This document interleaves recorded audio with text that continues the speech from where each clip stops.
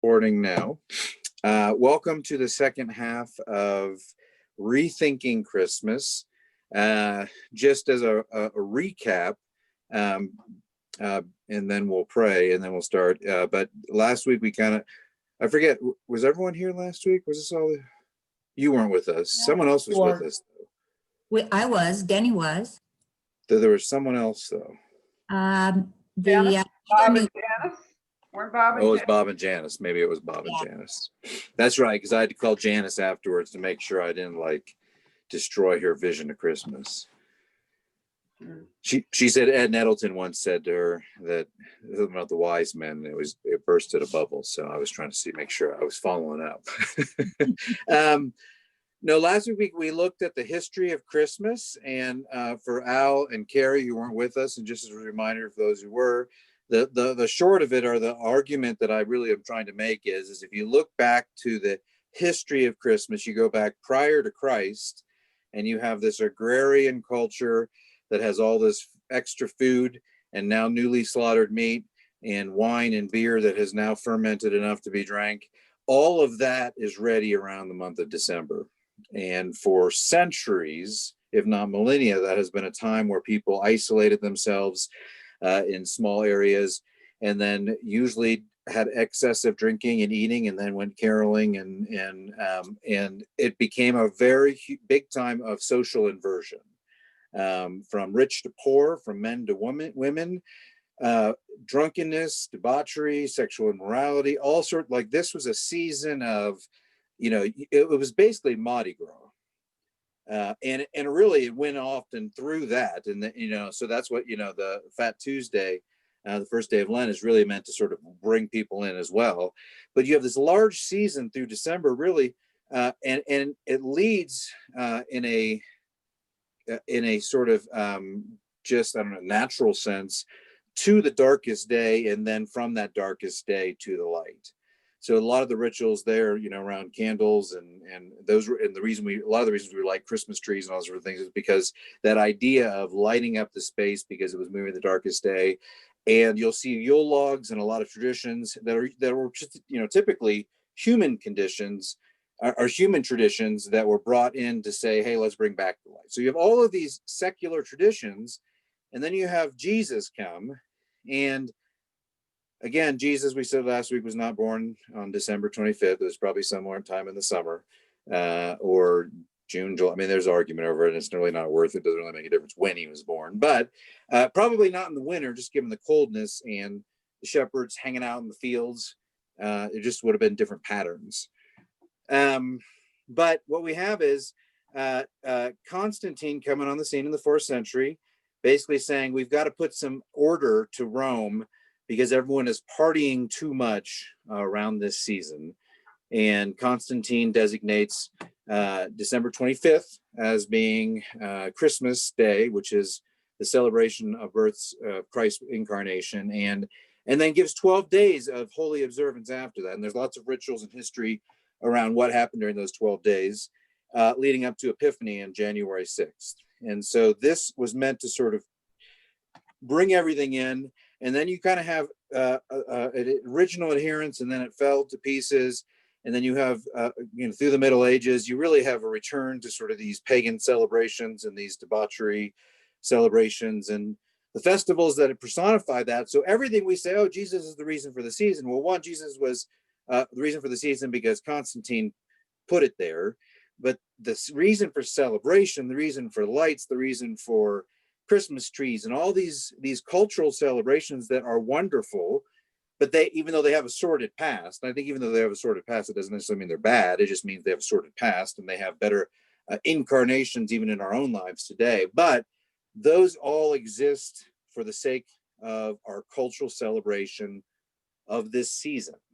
Now, we looked at last week, then talked about the idea of baby Jesus in a manger, and how that's hold on. And baby Jesus in a manger is a reduction of really what Christmas is meant to be about, which is the celebration of Christ's incarnation. And we talked a little bit about how Eastern Orthodoxy celebrates the incarnation, and that Roman Catholicism tends to focus on crucifixion, and that Protestantism focuses on the resurrection, which is again why we have an empty cross. All that's to say, I'm gonna sit down. The idea that there are cultural celebrations and even the development of Santa Claus in our modern day understanding that really came about through the Knickerbockers in the last century, and then ultimately through marketing and consumerism, it's just grown and grown and grown, and now it's just a big, glutton consumer fest. All of that really has nothing to do with Jesus. And that's really, in my opinion, our biggest problem. All of that stuff is really its own thing, and it has wonderful things attached to it: family, friendship, connection, giving, charity, warmth, hope. And some of those characteristics overlap, but in general, those characteristics, whether you're a Christian and a believer and hold all this to be true, those things can still exist, and you can still celebrate Santa Claus, and you can still put up a Christmas tree. And that's the thing, and that's part of the problem is that we use that Christmas language because we lived in Christendom, which is what the period was from Constantine all the way to the present. We really in the last, really they say it's it's deconstructing over the last 50 years, but that project Christendom and our understanding of Christmas trees and Christmas lights and Christmas, those have nothing to do with Christmas. We say that because we've conflated them for so many years, but really they're holiday lights. And I'm not trying to take Jesus out of the lights, but I don't think that the Lord and Savior of our lives really cares whether we associate him with hanging up Christmas lights outside of our house or putting up Christmas trees. Those are great celebrations. Those are great cultural things, and we should embrace them because they're a part of who we are as a humanity and our dwelling on this earth. And I guess that's kind of the heart of the argument is, let those things be those things. And you'll hear me say happy holidays, not because I'm trying to take Jesus out of it, but because I recognize that these are holy days, set apart days for being with family and for connecting and for celebration and for feasting. And what I want to do personally, and my mission in sort of all of this argument, is that I want to say, hey, these celebrations are great, fantastic, do them. And we're going to talk about them in a second. But this idea that Jesus is God incarnate in a baby in a manger, the baby in a manger unfortunately trivializes to some extent, if we allow it, or reduces the idea of the majesty of God, divine, unbound, eternal, just all of the things that we attribute to God becoming human in human form. It is hands down, since the creation account, the first time that we have since the walking in the Garden of Eden that God dwelt genuinely amongst us. And we celebrate that by saying, oh, look at the cute baby Jesus in the manger. Now, I don't think there's anything wrong with celebrating baby Jesus because I think it represents humility. It's the narrative. It's the story. I think there's everything great about that. But when we try to commercialize that and we don't separate those to some extent, and I'm not saying that there's not going to be some general overlap, but that idea that baby in a manger, that incarnation, the majesty of that needs to have space in this season. And I think that it's almost easier to say these are cultural celebrations and these are our holy identity forming celebrations or aspects of this season as a whole. So I'll pause there, and that's kind of the last week's recap. And then this week I'm going to talk about practical ways and show you some of the things that my family has done. And again, I don't have any angle on the market whole thing. We've spent 20 years trying to figure this stuff out, and my poor kids, every year we try something new or change something because we're always in this pursuit of how do we do this well. Now, some things have stuck, and those are things I'm going to share with you. But let's stop there and find out if you have any thoughts or questions or comments. Well, I hope to hear today, because I don't understand, is when and how did all of the pre-Christmas stuff start, like Advent? Where did that come from? I mean, Constantine declared the 25th as the birth, and then what led up to all of the pre-Christmas celebration, Advent? I don't understand what Advent is about. So I probably No. Most of you probably do. I don't. So I'd like to hear about that. Advent goes back, and I may miss the century, but I kind of in my head somewhere loosely. I probably shouldn't know this, but I think it goes back to like the 6th or 7th or 8th in that region century. But I could, again, don't hold me to that because that's just sort of loosely in there, so it could be wrong. I know the Jesse tree goes back to the 11th century because I've recently, looked that up. So I mean, or at least around the split of the East and the West Church, we had the beginning of this.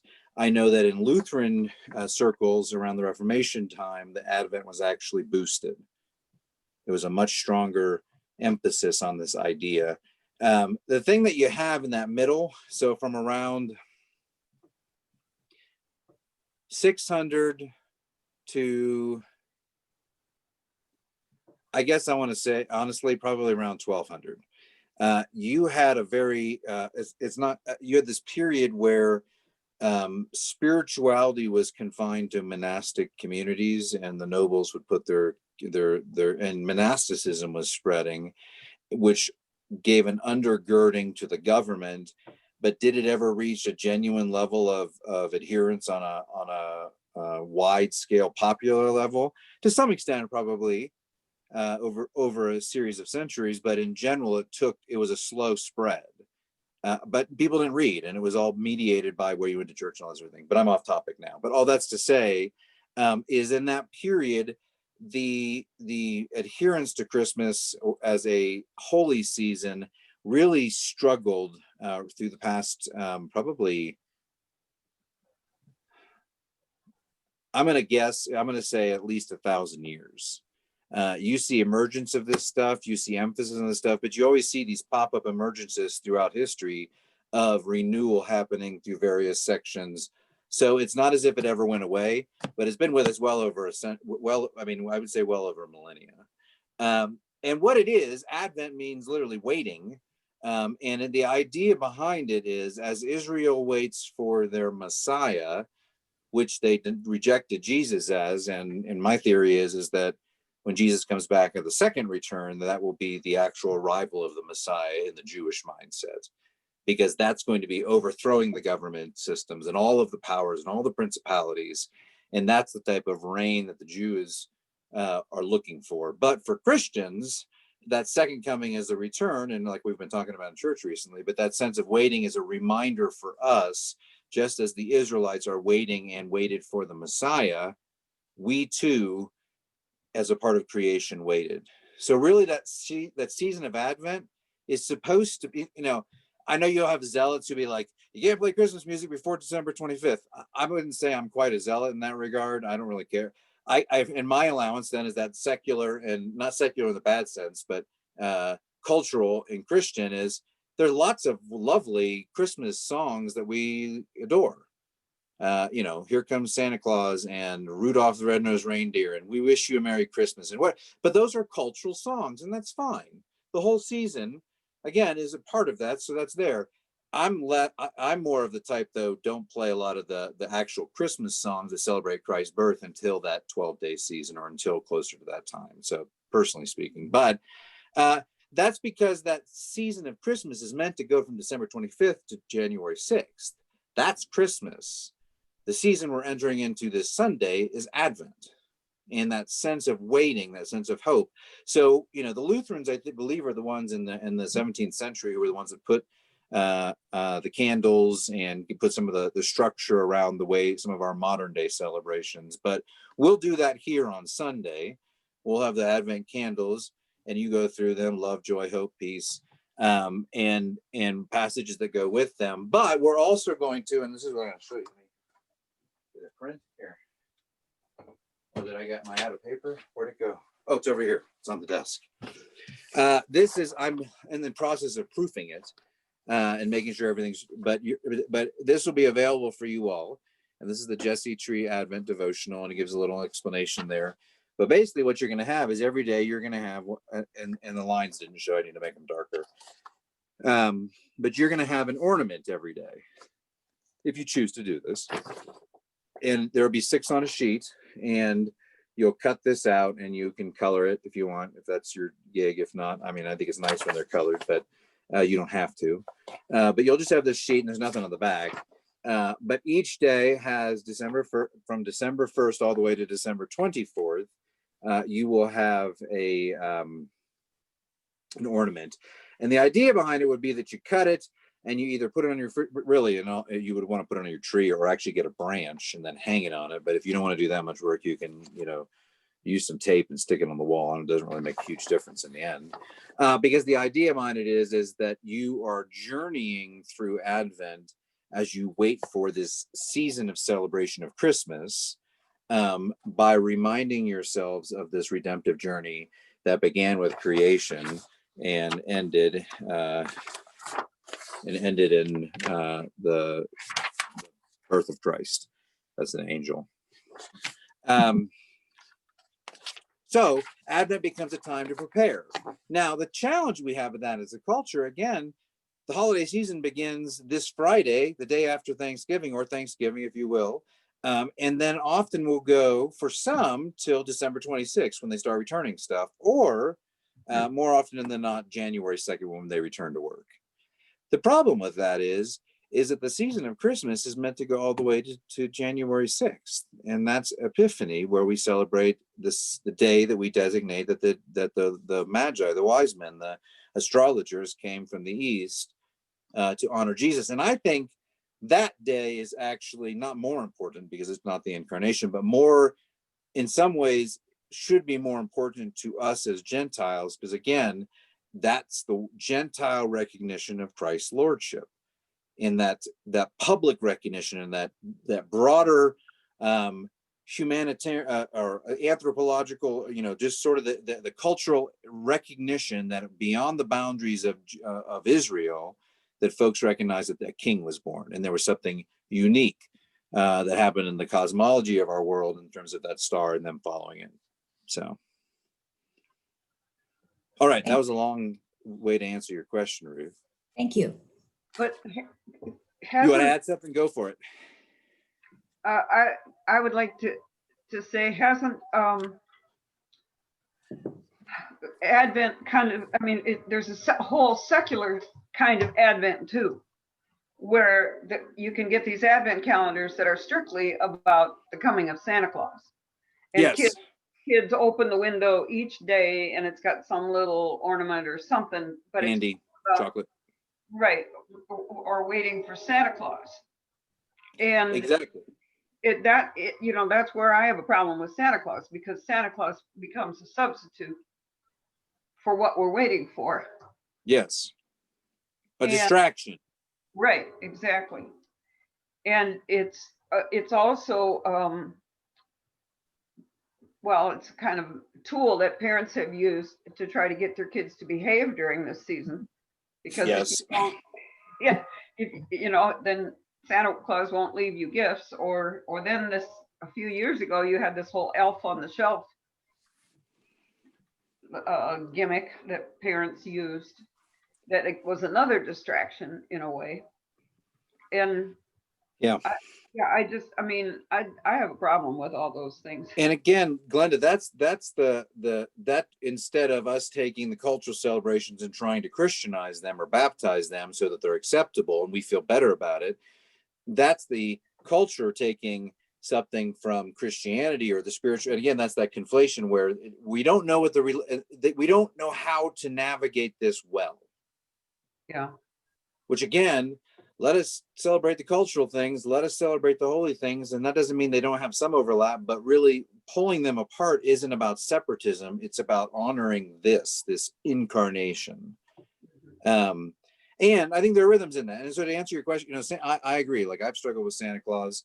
Our kids have never known anything about Santa Claus. I was going to say people who tell their kids thinking about Santa Claus are bad. It's just we made a decision. One, the image of God and Santa Claus were a little too close. Two, we really just didn't, in general, we just said we didn't want to, and this is again, not a condemnation on those who do, we didn't want to lie to our kids, even in a folklore sense, in particular, something that may give some sort of gut, because actually developmentally speaking, we've learned things through probably the 70s and through the 90s about adolescent and childhood spiritual formation. Children, usually when they find out about Santa Claus, are at a place where they're starting to actually have an understanding of the abstract.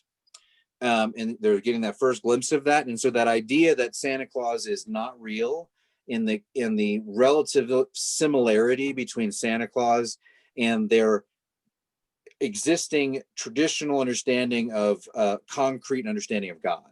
If you ask most 5-year-olds to draw a picture of God, they're going to draw Denny, maybe wearing a white robe or something, in the clouds. But they, big beard, all powerful, sort of, and Santa Claus is the same, just in a red suit. Santa, he sees you when you're sleeping. He knows when you're awake. He knows what you've been bad or good for goodness sake. Holy cow, that sounds a lot like God. I mean, and so it does. So all that's to say is the notion of Santa Claus, I think, is challenging. And my personal wish as a culture, we would strip it of. I don't think we have to sacrifice the mythology of Saint Nick, even the Knickerbocker version of it, or our modern day version. I think we can still hold on to this folklore of this guy who comes and delivers gifts, and not have to tell our kids that this is real. Mm-hmm. It's like Easter Bunny or Tooth Fairy. And I think in some sense, there's a playfulness there, but in another sense, what does it mean to actually, and I think with Santa Claus, because the similarity between God and Santa Claus are so much there, that it can be confusing for a 7-8-year-old or 6-year-old these days, perhaps, that finds out that Santa Claus is fake. So they're like, well, maybe God is too. But I do think that, and this is what, and I'll say that. So imagine, I'm gonna hit on a couple points throughout. So this is the practical side of it. How do you go about making sure that you're keeping these somewhat separate and still celebrating them? One is the first one would be let those celebrations be and acknowledge them as such, and go into your cultural celebrations recognizing that these are cultural celebrations and embrace them for all that they are in that. Two, most of you are kids or older now, so you don't have to worry about it. But I mean, in terms of how we understand Santa Claus, I think one of the best ways to celebrate Santa Claus and to not ignore this part of culture is to also remember the historic figure. And on December 6th, we have St. Nick's Day. And in our family, that's when we do stockings, because the stockings are a direct part of this connection to this historic character of St. Nicholas, that came from the region of Turkey. So in our family, December 6th is a day that we would make St. Nicholas cookies and sometimes deliver them. And years past, when our kids were younger, we used to deliver them in secret. We have a roaring story of being in seminary and Judah dropping a plate of cookies off in front of someone's seminary door, and them, as he was sneaking down, he's like, 8 or 7, or like Silas's age or something around that age, them coming out and chasing him down into the basement and across they wanted to see who was giving them cookies.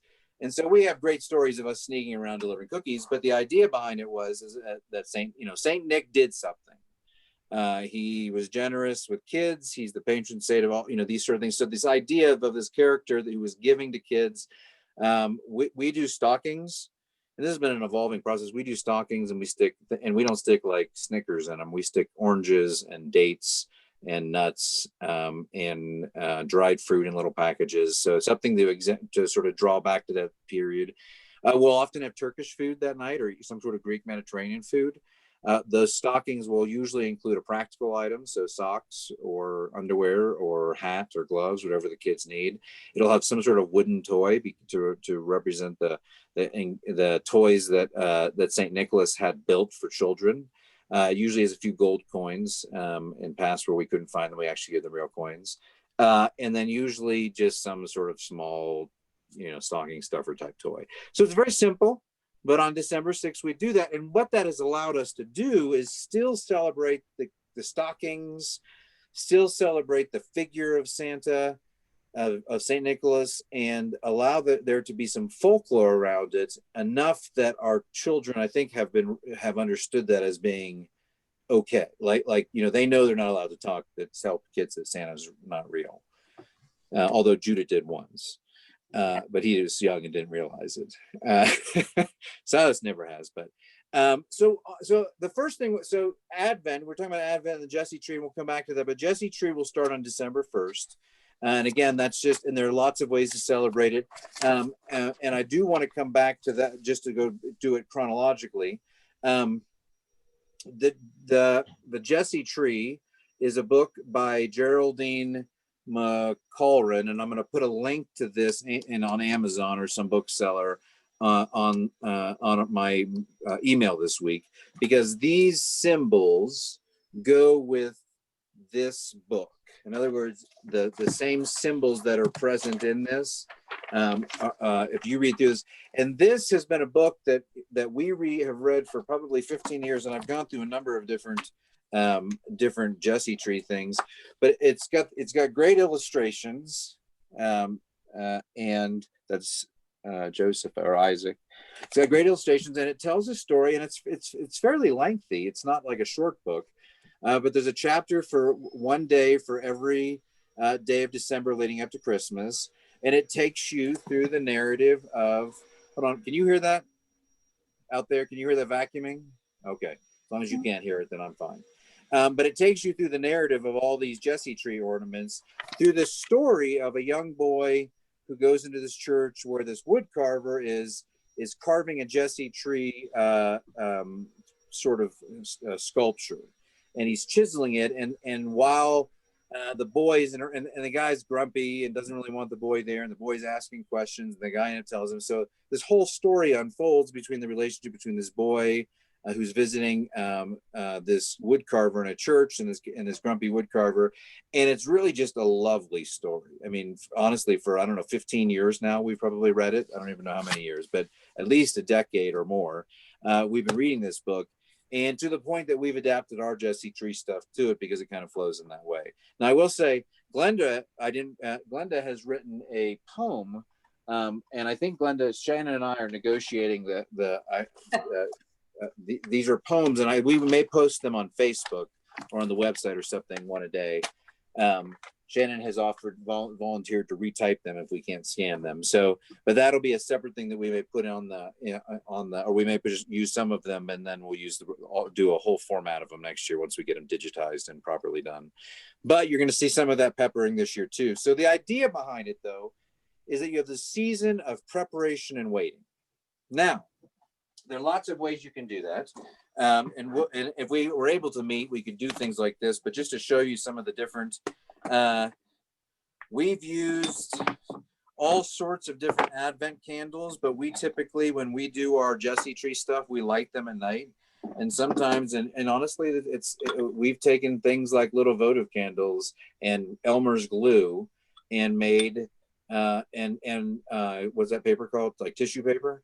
And ripped them up, and made little, and this is our dinner table one. So whenever we eat, we light whatever one, and this one's like striped here. So there's three purple one pink one, and a white one. And it just sits, honestly, and we've been using this for a decade. It's on a gold paper plate with these green plates on top of it. So I did this activity with the church 10 or so years ago, and we've just kept it because it's been a nice little set we stick on our table. And so every time we sit down for a meal, we are reminded that we are in a season of waiting. And every time we sit down to read the scripture that goes with the Jesse Tree ornament or a chapter from this book, we journey through God's redemptive narrative from creation to Christ. And that's really the whole, that's the point. You want to have that engagement. And you say, well, why? I know the story. Well, Israel, again, if you look at Jewish catechesis, Israelites take their children through the narrative of the Exodus and the wilderness and all of these things that we're talking about in Bible study at least three times a year, probably more. But Purim, Passover, and Hanukkah are all 3 times they go through those things. And so this is, in some sense, taking a little page from their book and saying, this is an important part of our story as well. I usually put these up somewhere. These are just part of again, these are just aspects. We usually bring these out and sort of, and Silas and I look at them. These are actually small little wood icons from Tizay. We have where is it? I'll show you that.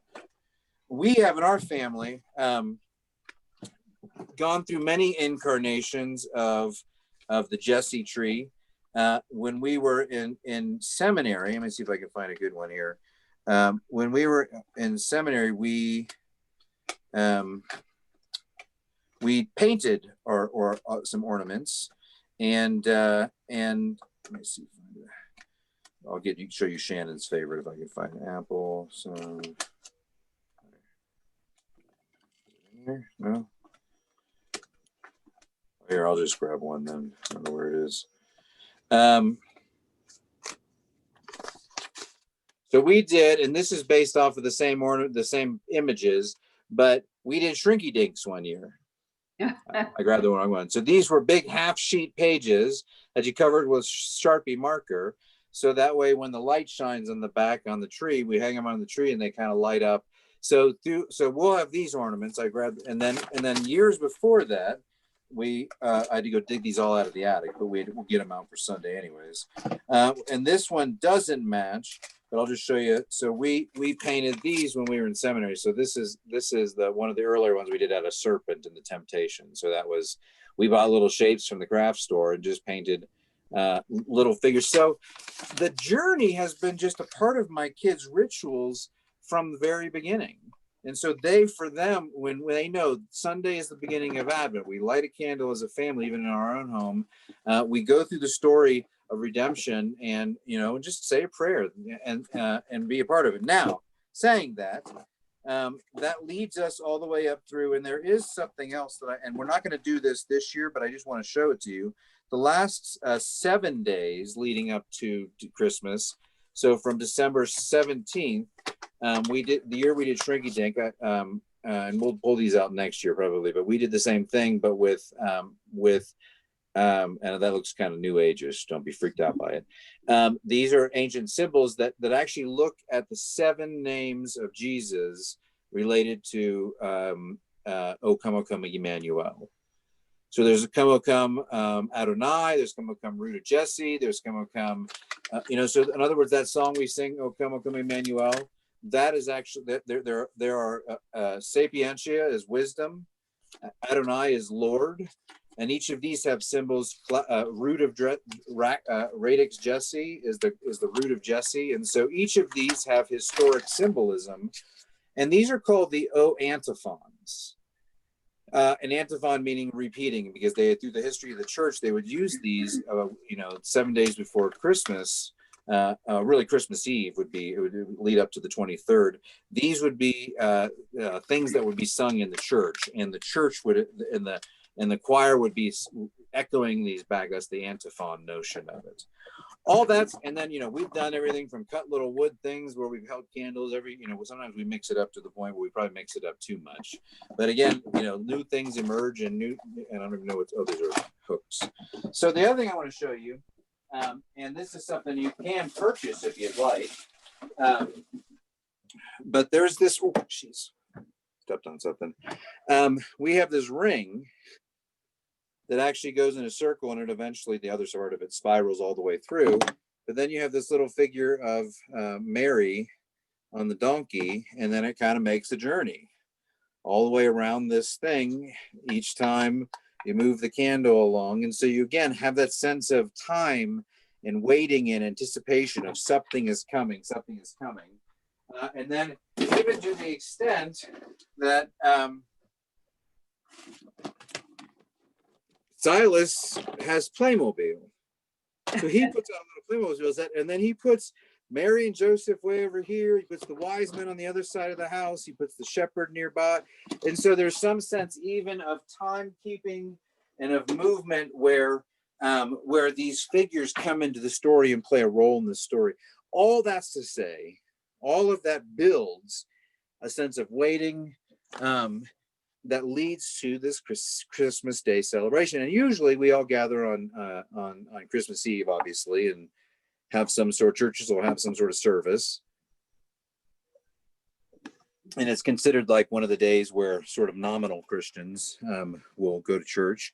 But then the idea behind that is that then in the season of waiting, the seed is not that you can't have, again, cultural celebrations, office parties, getting together with friends, family, all sorts of stuff. But then on that Christmas Day, and this is the hardest part, and I will say, changing Christmas Day rituals is very difficult if you establish them with your children around gifts. And the one place that I really haven't quite figured out what that actually means for Christian expression to how to embrace, for us, if someone gives, if my mom sends Silas a Christmas gift, we just say when it arrives, open it. It's a gift. It's a seasonal gift for you. And then typically on Christmas Day, we don't do any sort of gifts whatsoever. And I don't even know at what point we moved that. We started doing it spread out through the 12 days of Christmas, where one person would give someone else one gift on that day. And so there would be like 12 gifts given throughout the time. We ended up putting those all on Epiphany. Not that that's even a better place, but even that, someone will say, I tend to say we don't do a lot of gift giving for our kids on Christmas or around the season because we want it to be somewhat more focused on who Christ is and just have a little bit of emphasis on that sense of gift giving. But birthdays are the day that we are meant to celebrate people's lives. And so for us, the birthday becomes this ultimate day. And so, I would rather go hog wild and bless my kid on their birthday and get them lots of things and but yet in the way, in the spirit of the cultural gift giving, we push ours to Epiphany. And usually it's just like a gift. It's like one or a hand, and then we do other handmade sort of things. And again, try to just the de-emphasization.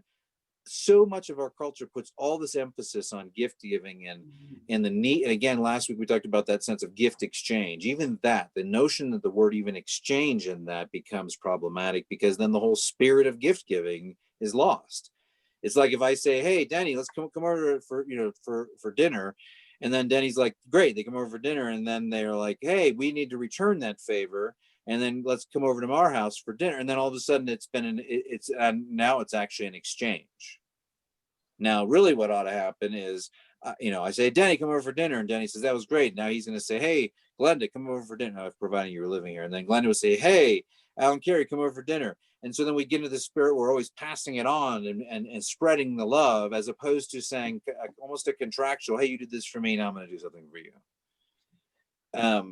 All that's to say, leading up to this idea of the 12 days of Christmas and what that actually means. Now, in times past, we've done devotions through the 12 days of Christmas. Sometimes we haven't. We've always tried to do something on Christmas Day that, we go for a hike. We usually have a big celebratory meal, roast something, and, I'll bring out all the festivities and make it a very festive feeling. We'll play games and, and so it is a time of being with family. We always, we read the scriptures throughout the 12 days and try to actually integrate those some sense. And there are patterns for that too. The second day is about, the old and new, there's symbolism. First day is Christmas. Second day of Christmas is the Old and New Testament. Third day is the Trinity.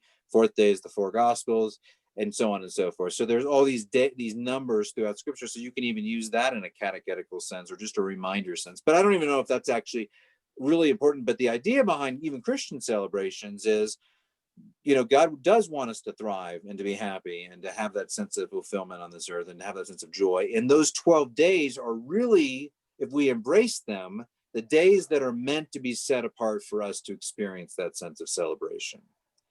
And what do we often do? Well, we kind of celebrate, lay low, do some returns, do some extra shopping, do some catching up until New Year's. And again, once New Year's hits, usually it's second or third, we're back to business as usual. And we miss on this majestic season where that's meant to be 12 days, 12 nights of celebration. There you go, Shakespeare involved in there. 12 nights of just living it up.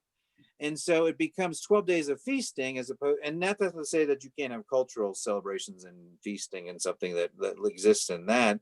But when it comes to those spiritual understanding, to say, hey, these 12 days are meant to celebrate the joy of what it means to live on this world and that Christ came to redeem us and that God is with us, and an embodiment of that sense of incarnation leading up to that day of Epiphany. And Epiphany has its own celebrations too.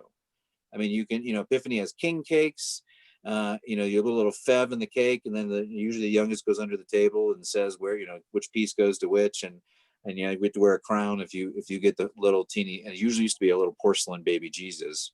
But the idea behind it again is, how do we take those 12 days that we have culturally been given for a long time? 1700 years we've had these 12 days. And it's really been only in the last century or century and a half that we've kind of abandoned that sense of 12 days, because we're really pushing to have all of the celebration focus on this practice of gift giving. And the ultimate place for the practice of gift giving is bound to this again, in a governmental sanctioned day where we celebrate Jesus's birthday. And so the reason Jesus is not the reason for the season, but Jesus's incarnation is well worth celebrating, observing, and recognizing and holding as an important part of our spirituality. So what was the theme originally for those 12 days? What were they celebrating in those 12 days? The incarnation, Emmanuel. What exactly was the focus of that? What you mean?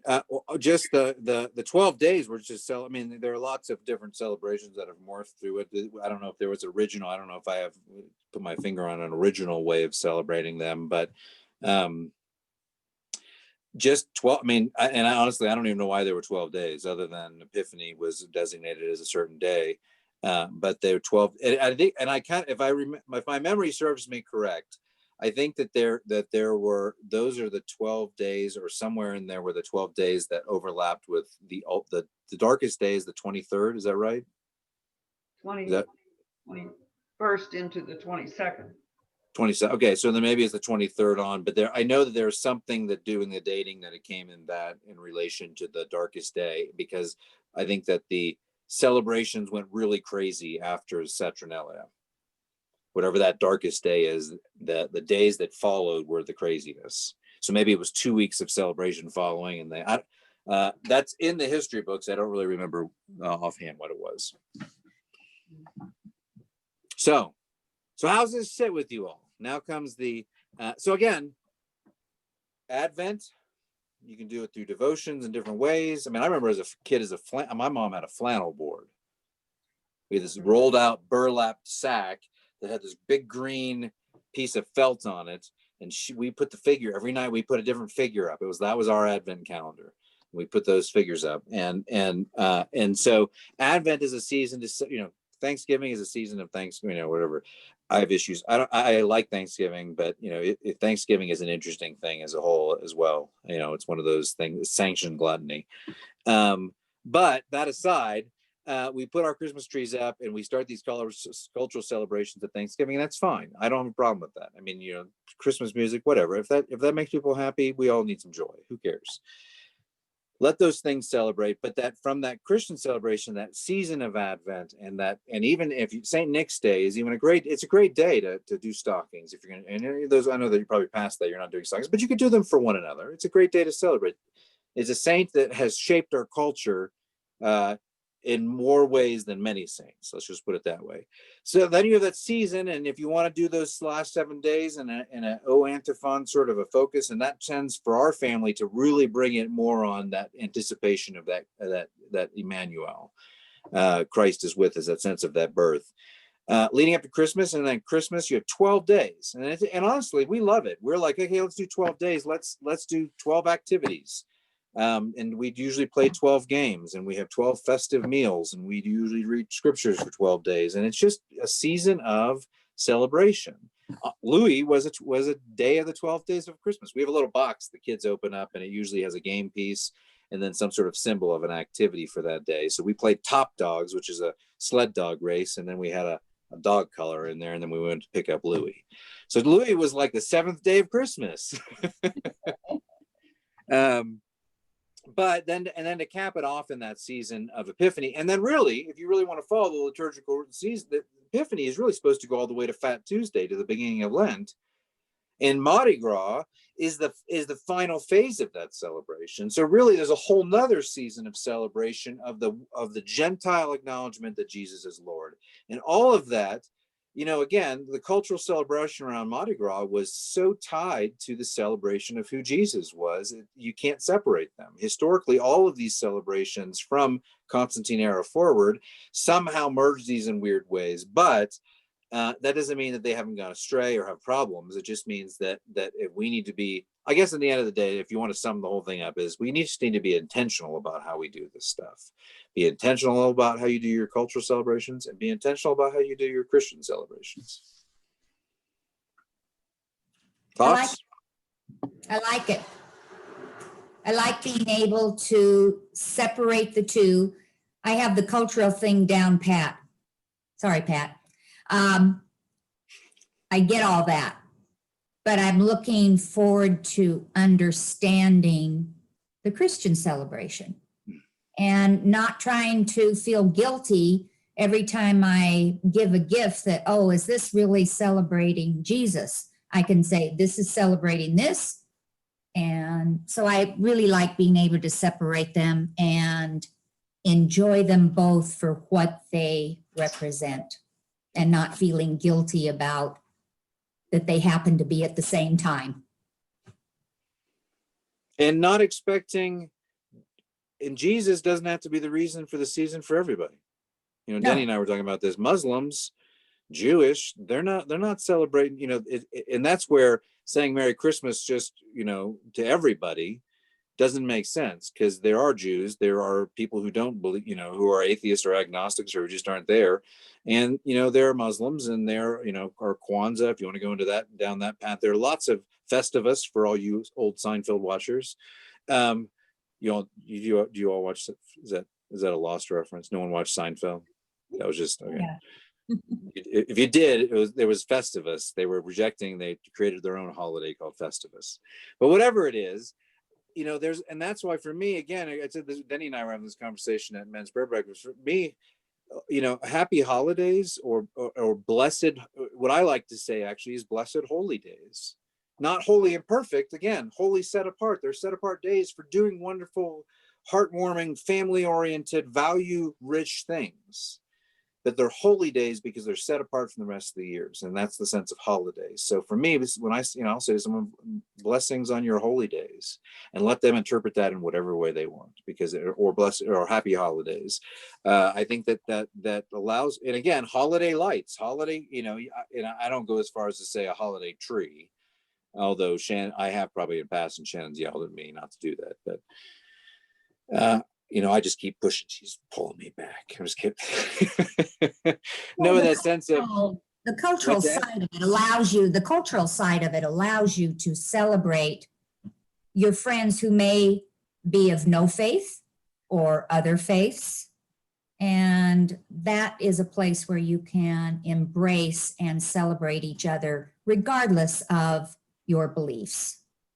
And yeah. I think because we're such a diverse country and world, I have friends who are Jewish. I have friends who are, I don't think I have any atheist friends, but I just have agnostics or people who just aren't into church. Yeah, yeah. And so celebrating each other and eating together and playing games and laughing and all of that, the cultural side of this allows you to do that in a very sweet way. So, and those traditions go back earlier than Christ. Yeah. They're, you know, they're human cultivated. So, and again, that's the part of it is that we try to make Jesus the reason. Jesus is not the reason for this part of the season. Culture is. Mm-hmm. Jesus is the reason for so much more. Mm-hmm. Could I get your feedback kind of on what my church here back home has done? For the last 18 years, we've done something called the Journey of Joy. And it's kind of like, it's not exactly a pageant. It's, there are 8 scenes that are reenacted, and we take groups of 20 to 25 through the scenes, the consecutive scenes. And it kind of gives a historical background to the story, starting with the angel appearing to Mary and telling her that she will have a child, and then it goes to Joseph's carpenter shop. And these scenes are, I mean, we've got a lot of construction people in my church. They do elaborate constructed scenes. They're really, I mean, very nicely done. And then in costumes and everything, and then there'll be a little 2-3 minute scene, and then the tour, it's called a tour, goes on to the next scene and the next scene, and they go throughout different locations in the church. It goes to Joseph's carpenter shop.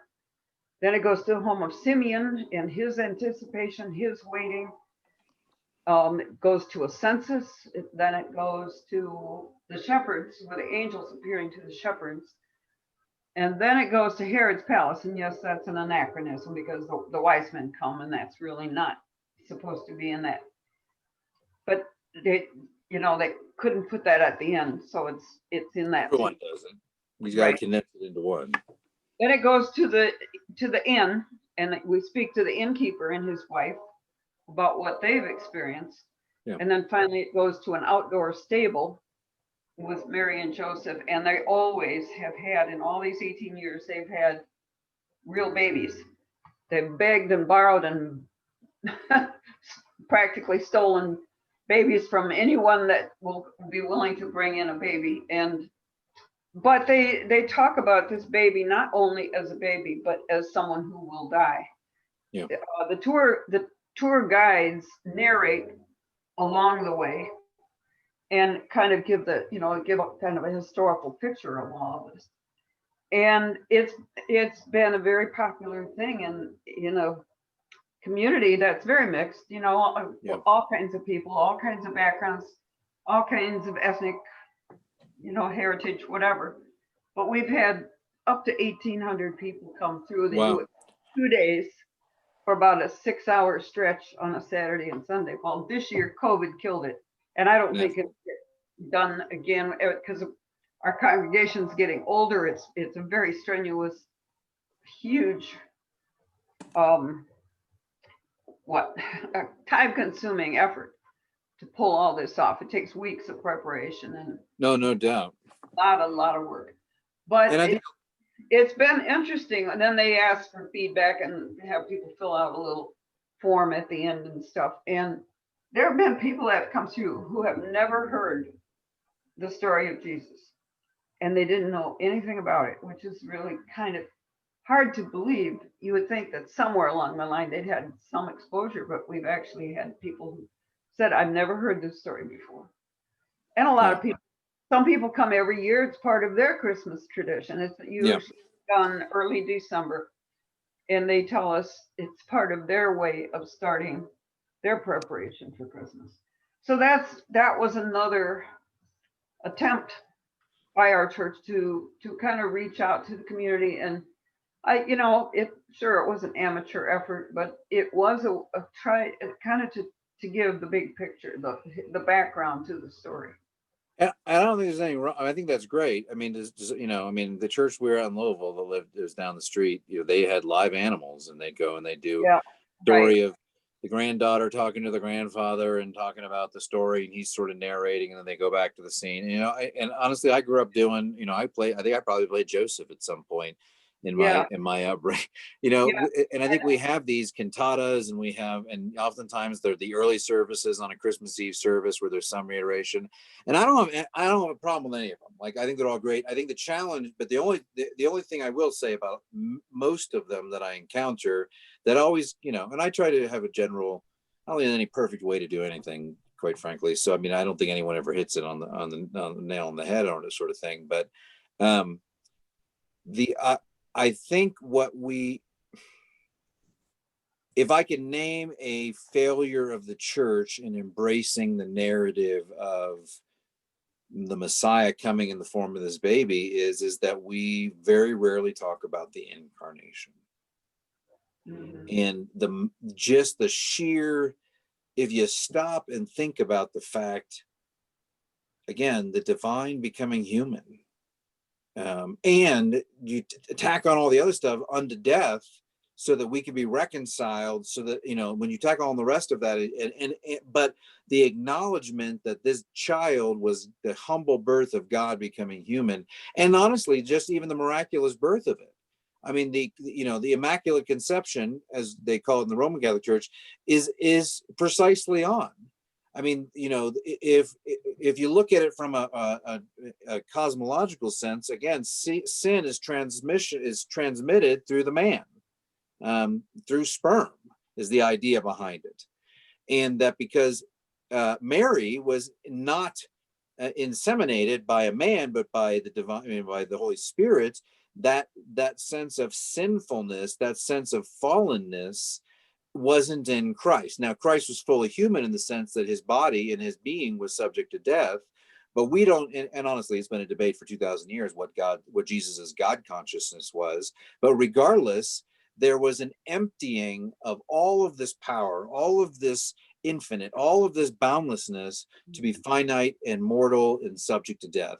And what I guess at the end of the day, what I'm arguing for is there is something that is so phenomenal about a God that wants to dwell with humanity, that he incarnates and as a child and grows and dwells in this space and journeys with us.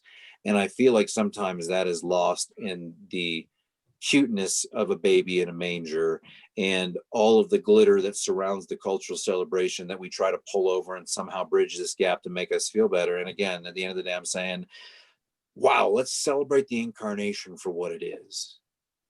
And let's also be mindful to celebrate the good cultural celebrations we have, and not that the two don't overlap in some way, but and what we do on Christmas Day is an issue of one's own conscience. I mean, you have to decide how that looks. Easier for you all to do that. I mean, but and we haven't. Silas has never had a gift given to him on Christmas Day that he's opened. Do I regret that? Absolutely not. No. Not a single day would I ever regret that. Have I robbed him of some cult? No, I haven't robbed him of anything. In fact, I think the fact that we start celebrating this season somewhat, we usually go get our Christmas tree on the day after, even I do a Christmas tree on the day after Thanksgiving. But from the start of those devotions on December 1st, from the celebration of St. Nick's Day to the beginning of the O Antiphons to our Christmas hike and roast and all the celebrations and 12 days of, they have a much longer season of celebration and of observance and of meaning. And in that, there also is this message of God becoming human, of God redeeming Israel. And this is the final culmination of it. All this covenantal stuff we're talking about comes to fruition in that day that Christ came into this world. So, all right, we're at 5 o'clock. I don't want to keep you longer than I said I would. So, final thoughts, anyone? Al, you have a scowl on your face, but Carrie, she's smiling, so I don't know. And nobody sees me because I'm camera shy. Yeah. Yeah, well, When I post this, I'm gonna, put a picture of you up on your space. No, thank you very much. So we'll do this again next year. Hopefully, I would have loved to have done workshops and like where we made things like this. I mean, we'll do this in the future. We'll make things like this. So even if you don't have them this year, but again, you don't need much to celebrate to observe it. And that's why even in this small devotional, and for those of you in town, you'll be able to pick them up. I'm going to print them out on cardstock to make it a little sturdier. Those who are at home, you can, and it's just like 5 sheets and you can print them out. But it seems like a silly thing for some, but I know that for those who put the intentionality into sitting down and saying this evening, and oftentimes after dinner is the perfect time because it gives that rhythmic sense. After dinner, we're going to read this short passage of scripture. Sometimes it's like 5 verses, and take turns coloring the ornament while the other person reads, and then stick it on your refrigerator, hang it on your wall, hang it on a tree. I mean, but that idea is, and it says it in the instructions, is as you see this story unfolding, you start to see, again, be reminded of God's faithfulness again in creation, and even in the fall, even in Abraham, Isaac, Jacob, David, and so on. You see God's faithfulness to creation and to his people. And this is a wonderful year to do this, because absolutely, we're stuck at home. We can't see other people. We can't be out doing our normal activities. Why not use this time? That, in a sense, I think this is why God's given us this time. Yeah. To kind of reorient ourselves to what's really our purpose and our focus here. And the last thing I'll add to that too is that the beginning of Advent, which starts on Sunday, is the beginning of our new liturgical year. we won't put green up until after Pentecost again. So this is our season where we remember who we are, not just in Christmas, not just in Advent, Christmas, and Epiphany, but in the season of Epiphany and in Lent and in Holy Week and the season of Easter, all the way up to Pentecost. And these are rhythms of the people of God that are meant to remind us of who we are. And again, recenter that sense of cosmology of this is a temporal space, and that our eternity is with God beyond this physical realm. So anyway, well, thanks y'all for listening. Well, thank you. We won't have Bible study tomorrow, so I won't see you then, but I hope that I will see you around town or here and there. If not, I'll see you Sunday. My email will probably come out tomorrow, so that it's sort of just as ready for Sunday then. So, and these ornaments and everything that you can print out will be put on the website, and you can just download them from there, or I'll print out a bunch of copies and you can bring them up to the church. So Well, we miss everybody up here in Spokane. We're missing you all. So Well, wish We miss you too, Ruth. safe and healthy Thanksgiving and holiday season. We love you and we're thinking about you. And we're counting the months before we come down again. good. Good. Well, let's close in prayer. How about that? Quick question. Yeah. Does the Presbyterian Church traditionally not do a Thanksgiving service? That's regional. Oh, I mean, there's liturgy for it to provide for it, but it's not a part of like a liturgical. We have All Saints Day, and then there's a few other, I mean, Christ the King, but really the liturgical season will start whatever Sunday, the first Sunday of Advent is. okay. So, Right. and that doesn't mean there's not liturgies out there for it, but no, we probably, I think this Sunday will focus a little more on Thanksgiving, and I think they're mindful of that, but it's not a part of anything official. Okay. So, We first got here. Hey, Jason, can you hear me? yeah, I can. When Carrie and I first got here, the churches all together used to have a Thanksgiving Day service. And Oh, really? Okay. Yeah. And they'd rotate just like they do the Easter service. And then And I know that Christmas, that's the same thing too. There's like a schedule of Christmas services that people can go to.